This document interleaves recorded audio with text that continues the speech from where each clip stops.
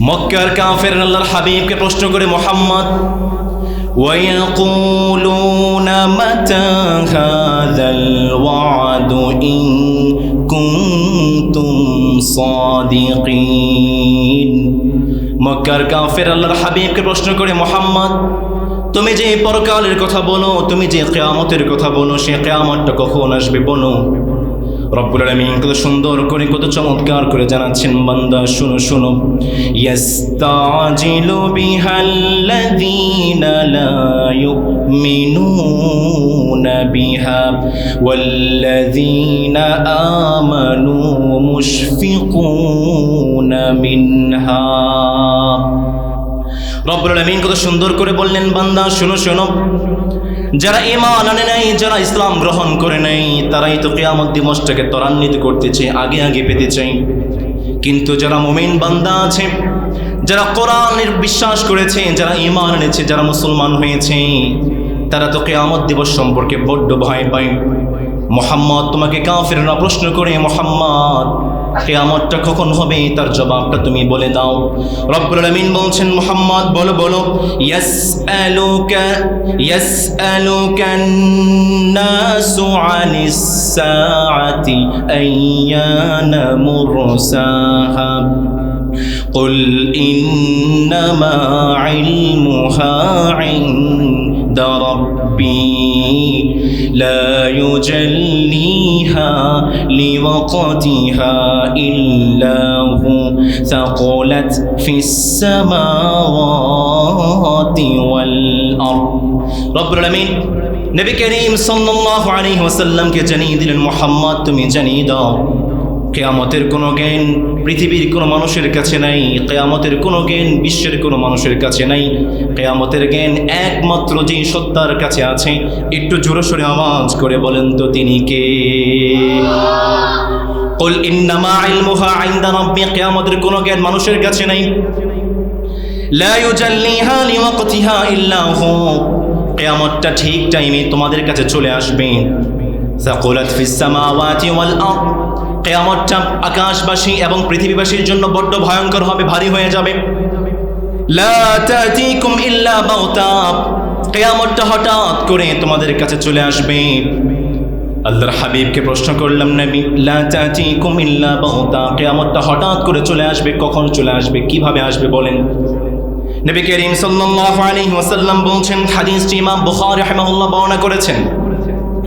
নবী করিম সাল্লাল্লাহু আলাইহি ওয়াসাল্লাম বলছেন, একজন বিক্রেতা সে কাপড় নিয়ে বসে আছে, সামনে ক্রেতা সেই কাপড়ের দরদাম করছে। হঠাৎ করে কিয়ামত চলে আসবে, সেই বিক্রেতা তার কাপড়টাকে বিক্রি করতে পারবে না।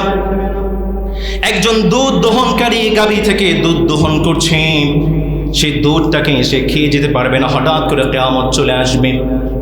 আল্লাহর হাবিব সাল্লাল্লাহু আলাইহি ওয়াসাল্লাম জানালেন, একজন ব্যক্তি কূপ সংস্কার করছে, সেখান থেকে পানি পান করবে। এমত অবস্থায় হঠাৎ করে কিয়ামত চলে আসবে, সেই ব্যক্তি পানি পান করতে পারবে না।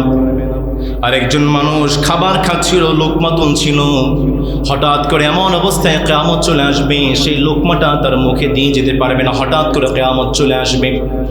এই জন্য নবী করিম সাল্লাল্লাহু আলাইহি ওয়াসাল্লামের মাধ্যমে পুরো বিশ্বের মানুষকে রব্বুল আলামিন জানিয়ে দিলেন, কিয়ামতের কোনো জ্ঞান যে কোনো মানুষের কাছে নাই, কিয়ামতের কোনো জ্ঞান কোনো সত্তার কাছে নাই, একমাত্র যেই রব ছাড়া।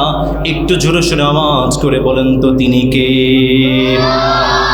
এখন কিছু ভণ্ড বের হয়েছে চট্টগ্রামের, কিছু কিছু ভণ্ড, তারা বলছে কিয়ামতের দিন বড় পীর আব্দুল কাদের জিলানী রাহিমাহুল্লাহ, তিনি, আল্লাহ তাআলা তাকে বলবেন, আব্দুল কাদের, গো টু দ্য প্যারাডাইস, জান্নাতে চলে যাও। আব্দুল কাদের জান্নাতে যাবেন না, দাঁড়িয়ে থাকবেন। মাইজ ভান্ডারীকে বলবে, মাইজ ভান্ডারী, জান্নাতে চলে যাও। মাইজ ভান্ডারী জান্নাতে যাবে না, দাঁড়িয়ে থাকবে। মাইজ ভান্ডারী বলবে, মালিক, আমি জান্নাতে যাব না, আমার যা অনুসারী আছে এদেরকে নিয়ে জান্নাতে যাব।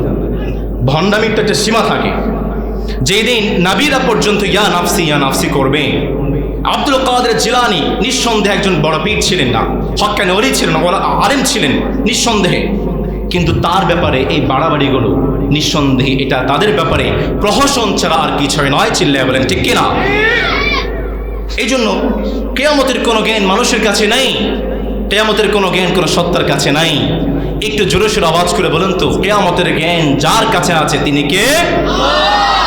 নবী করিম সাল্লাল্লাহু আলাইহি ওয়াসাল্লাম এমন একটা মজলিসে প্রবেশ করলেন। প্রবেশ করে দেখতে পেলেন সাহাবায়ে কেরাম আলোচনা করছেন। সাহাবায়ে কেরাম কি নিয়েছেন কথা বলছেন। আল্লাহর হাবিব সাল্লাল্লাহু আলাইহি ওয়াসাল্লাম প্রশ্ন করলেন, মা তাযাকারুন, ও আমার প্রিয় সাহাবারা কি নিয়ে প্রশ্ন করছো? সাহাবায়ে কেরাম জবাব দিলেন, নাযকুরু সাআ নবী, আমরা তো কিয়ামত সম্পর্কে আলোচনা করছিলাম। নবী করিম সাল্লাল্লাহু আলাইহি ওয়াসাল্লাম বললেন, আমার প্রিয় সাহাবারা খুব মনোযোগ দিয়ে শুনতে হবে। কিয়ামতের আগে 10টি আলামত তোমাদের কাছে প্রকাশ পেয়ে যাবে। এই 10টি আলামত প্রকাশ পাওয়ার আগে তোমাদের কাছে কিয়ামতটা উপস্থিত হবে না। আমরা আল্লাহর হাবিবকে প্রশ্ন করলাম, নবী সেই 10টি আলামতগুলো কি? নবী করিম সাল্লাল্লাহু আলাইহি ওয়াসাল্লাম 1 নম্বরে বললেন, দুখান, পৃথিবীতে একটা ধোঁয়া বের হবে কিয়ামতের আগে। 2 নম্বরে আল্লাহর হাবিব বললেন, দাজ্জাল, পৃথিবীতে দাজ্জাল আসবে। 3 নম্বরে নবী করিম সাল্লাল্লাহু আলাইহি ওয়াসাল্লাম বললেন, দাব্বা, পৃথিবীতে এমন একটা জন্তু আসবে যে জন্তু মানুষের সঙ্গে কথা বলতে পারবে। 4 নম্বরে আল্লাহর হাবিব বললেন, আজকের যে সূর্যটা পশ্চিম থেকে, আজকের যে সূর্যটা পূর্ব থেকে উদিত হয়ে পশ্চিমে অস্ত যায়, কিয়ামতের আগে এই সূর্যটা পূর্ব থেকে নয় বরং পশ্চিম থেকে উদিত হবে। 5 নম্বরে আল্লাহর হাবিব সাল্লাল্লাহু আলাইহি ওয়াসাল্লাম বললেন, কিয়ামতের আগে ঈসা আলাইহিস সালাম পুরো বিশ্বের কাছে আসবেন, মুসলমানদের কাছে আসবেন।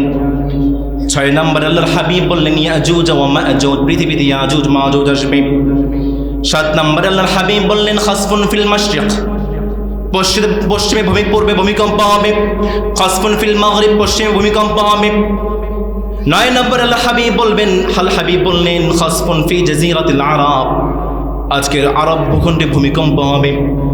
10 নম্বরে আল্লাহর হাবিব সাল্লাল্লাহু আলাইহি ওয়াসাল্লাম বললেন, নারুন তাখরুজু মিনাল ইয়ামান, নবী করিম সাল্লাল্লাহু আলাইহি ওয়াসাল্লাম বললেন, ইয়ামান থেকে একটা ধোঁয়া বের হয়ে আসবে, যে ধোঁয়াটা মানুষকে কিয়ামতের মাঠের দিকে, হাসরের মাঠের দিকে দৌড়াতে থাকবে। নবী করিম সাল্লাল্লাহু আলাইহি ওয়াসাল্লাম বললেন, এই 10টি আলামত প্রকাশ পাওয়ার আগে কিয়ামত আসবে না, ঠিক কি না?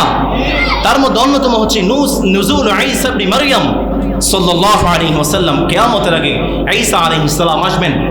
ঈসা আলাইহিস সালামকে সমর্থন করার জন্য, শক্তি যোগানোর জন্য যিনি আসবেন তার নাম হচ্ছে ইমাম মাহদী। তার নাম কি?